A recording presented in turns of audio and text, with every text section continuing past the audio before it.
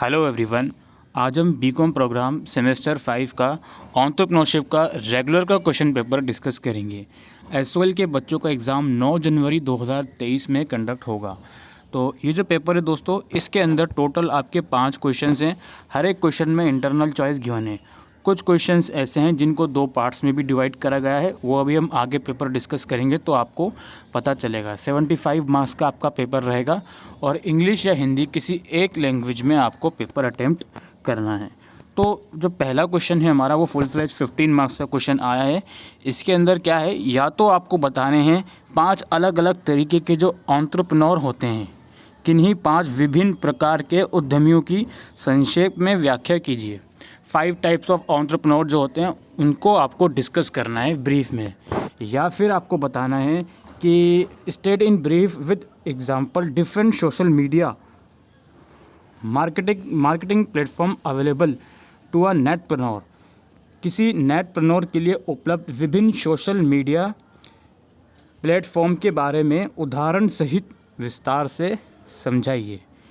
तो बेसिकली नेटप्रेन्योर क्या होता है दोस्तों? बेसिकली इज एन कोई ऐसे एंटरप्रेन्योर को हम नेटप्रेन्योर बोलते हैं, किन्हीं ऐसे लोगों को बोलते हैं जो ऑनलाइन अपना प्रोडक्ट्स प्रोवाइड कर रहे हैं, यानी कि उनका जो गुड्स हैं या सर्विसेज हैं वो ऑनलाइन अगर प्रोवाइड करते हैं तो उसको नेटप्रेन्योर बोलते हैं। और ये बेसिकली जो नए स्टार्टअप होते हैं, शॉर्ट टर्म स्टार्टअप्स होते हैं, ऑनलाइन स्टार्टअप होते हैं, इनको नेटप्रेन्योर बोला जाता है, राइट। तो इनके लिए जो अलग अलग marketing platform social media available हैं उनके बारे में आपको डिस्कशन करना है। तो ये क्वेश्चन नंबर 1 हमारा कंप्लीट हो गया। 15 मार्क्स का ये क्वेश्चन था। वो है हमारा, what are the factors that provide motivation to an entrepreneur. वे कौन से कारक हैं जो एक उद्यमी को प्रेरणा प्रदान करते हैं, यानी कि कौन कौन से ऐसे फैक्टर्स होते हैं जो एक एंटरप्रेन्योर के लिए एज अ मोटिवेशन काम करते हैं।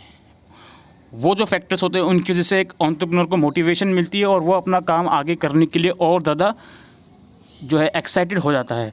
Explain in detail both the internal and external factor. आंतरिक और बाहरी दोनों कारकों को विस्तार से समझाइए, यानी कि इंटरनल फैक्टर ऑफ मोटिवेशन और एक्सटर्नल फैक्टर ऑफ मोटिवेशन, दोनों फैक्टर्स को आपको एक्सप्लेन करना है। या फिर आपका है, discuss the concept of family business in detail. Bharat में पारिवारिक व्यवसाय की अवधारणा की चर्चा कीजिए। आपको बताना है कि इंडिया के अंदर जो फैमिली बिजनेस होता है उसका कॉन्सेप्ट आपको डिस्कस करना है।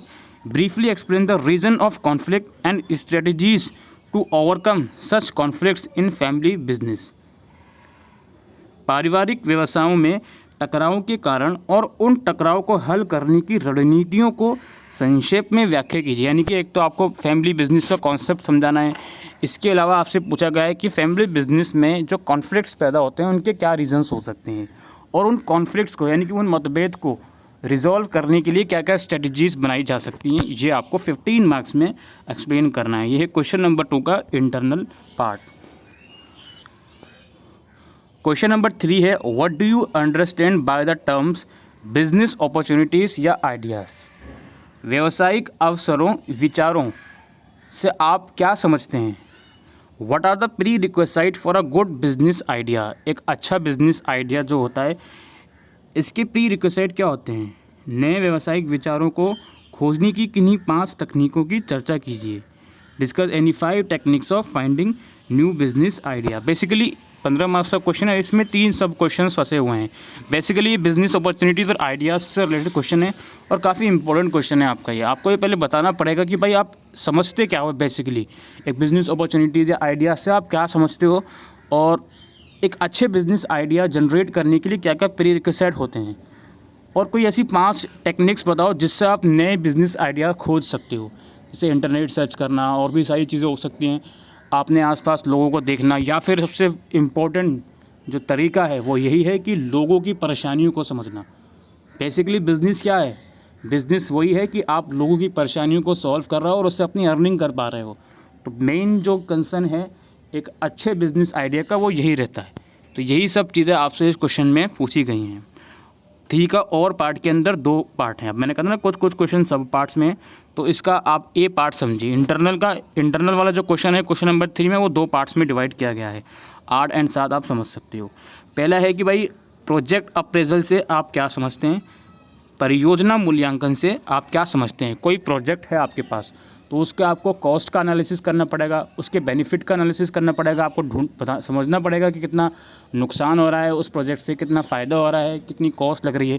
उसी को प्रोजेक्ट अप्रेजल बोलते हैं। तो वही पूछा गया है कि भाई प्रोजेक्ट अप्रेजल से आप क्या समझते हो और कोई 2 मेथड बताओ जिससे आप किसी प्रोजेक्ट को अप्रेज कर सकते हो, यानी कि किसी प्रोजेक्ट का मूल्यांकन आप कर सकते हो। उसके किन्हीं 2 मेथड आपको डिस्कस करने हैं। और बी पार्ट है आपका है कि फिजिबिलिटी एनालिसिस जो होता है उसको कैरी आउट करने की क्या ऑब्जेक्टिव और क्या एडवांटेजेस रहते हैं। तो ये ए और बी पार्ट में है, मान सकते हो 8 और 7 मार्क्स का ये क्वेश्चन है। हमारे पास है discuss the various sources of financing business startup in detail. व्यवसाय स्टार्टअप के वित्त पोषण के विभिन्न स्रोतों पर विस्तार से चर्चा करें। जो बिज़नेस स्टार्टअप्स होता है उसको शुरू करने के लिए पैसों की ज़रूरत होती है, तो ऐसे कौन कौन से सोर्सेज हैं जहाँ से आप पैसा अर्न कर सकते हो, पैसा ले सकते हो। बेसिकली सॉरी टू से, पैसा अर्न करना नहीं कहता मैं, पैसा ले सकते हो। तो कौन कौन से सोर्सेज होते हैं उसके बारे में डिटेल में आपको बताना है। गवर्नमेंट की कौन कौन सी स्कीम हो सकती हैं, वो सब चीज़ें आपको बताना है। 4th क्वेश्चन है 15 मार्क्स में। इसके इंटरनल चॉइस में 2 पार्ट्स में है क्वेश्चन। पहला ये है कि mention the type of institutional support provided by NABARD and SIDBI to the entrepreneur in India. अब नाबार्ड एंड सिडबी जो है स्मॉल स्केल एंटरप्रेन्योरशिप जो होती हैं, स्मॉल स्केल फर्म्स जो होती हैं, उनकी फैसिलिटेशन के लिए ये दोनों संस्थाएं बनाई गई हैं। तो आपको बताना है कि ये दोनों संस्थाएं जो हैं किस तरीके का इंस्टीट्यूशनल सपोर्ट प्रदान कर रही हैं, संस्थागत सहायता प्रदान कर रही हैं किस तरीके से एंटरप्रेन्योर को, वो आपको बताना है किस टाइप का, ए पार्ट में। बी पार्ट है आपको बिजनेस इंक्यूबेटर्स जो होते हैं इनके क्या एडवांटेजेस हैं वो आपको बताने हैं। इसके बाद हमारा क्वेश्चन नंबर 5 है। क्वेश्चन नंबर 5 हमारा है, पहला है explain the concept of marketing for entrepreneur. एक एंटरप्रेन्योर के लिए मार्केटिंग का क्या कॉन्सेप्ट है। एक उद्यमी के लिए विपणन की अवधारणा की व्याख्या कीजिए और discuss the strategies of successful marketing bye entrepreneur. उद्यमी द्वारा सफल विपणन के लिए रणनीतियों की चर्चा कीजिए, यानी कि एक एंटरप्रेन्योर द्वारा सक्सेसफुल मार्केटिंग क्या क्या हो सकती है, उसकी क्या क्या स्ट्रेटजीज हो सकती हैं, वो आपको बताना है 5th में। और करके 2 पार्ट्स में क्वेश्चन है, यानी कि इंटरनल वाला क्वेश्चन 2 पार्ट्स में है।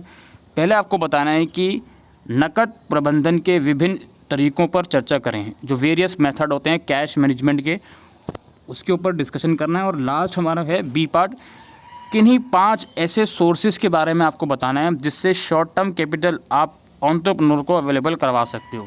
एक उद्यमी के लिए उपलब्ध अल्पकालीन पूंजी के किन्हीं 5 स्रोतों की व्याख्या कीजिए। तो इस तरीके से क्वेश्चंस आपके पेपर में पूछे जाएंगे एंटरप्रेन्योर में। कुछ क्वेश्चंस ऐसे हैं जो डायरेक्ट फुल फ्लेज पूछे जा रहे हैं, और कुछ क्वेश्चंस ऐसे हैं जिसमें इंटरनल में भी आपको क्वेश्चंस को पार्ट्स में डिवाइड भी किया गया है। तो यही आज की इस वीडियो में इंपॉर्टेंट अपडेट थी। Thank you.